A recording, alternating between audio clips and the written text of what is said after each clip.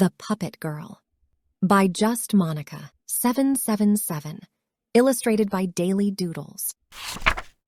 Once upon a time, a little wooden puppet sat on a shelf.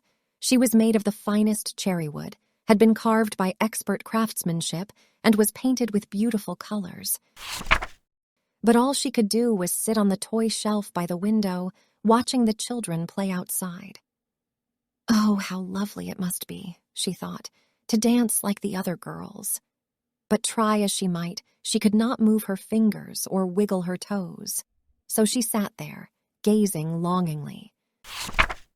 One day, a puppeteer came to town, and spotting the beautiful puppet from the street, instantly entered the shop and purchased her. Rather than packaging her up, he tugged at her strings and made her spin through the air and tip-tippity-tap with her feet on the floor. Her little wooden heart filled with glee. Was this what it was like to dance? The puppeteer pranced out into the main town square, children following the puppet's every move. "They love me," she thought. "They really love me."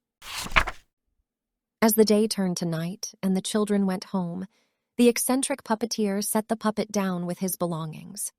She was surprised that she couldn't move anymore after having felt so free. Wait, was that it? She thought to herself. Will I never dance again? Such fear gripped her heart as she realized she could lose what joy she had just been given.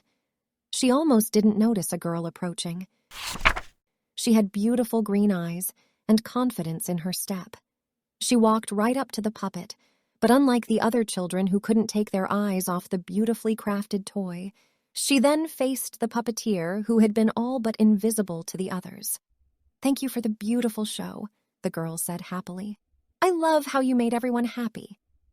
The puppet watched with awe as she realized that this girl had wisdom beyond her years.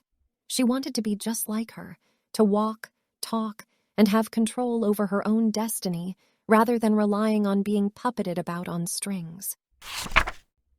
The girl patted the puppet's head as she turned and walked away. In that moment, the puppet reached out to the girl with every bit of willpower she had. Something inside of her clicked.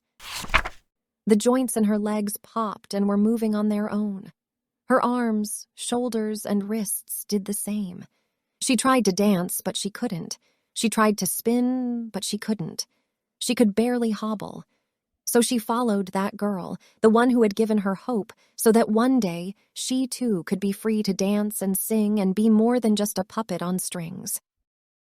The end of part 1.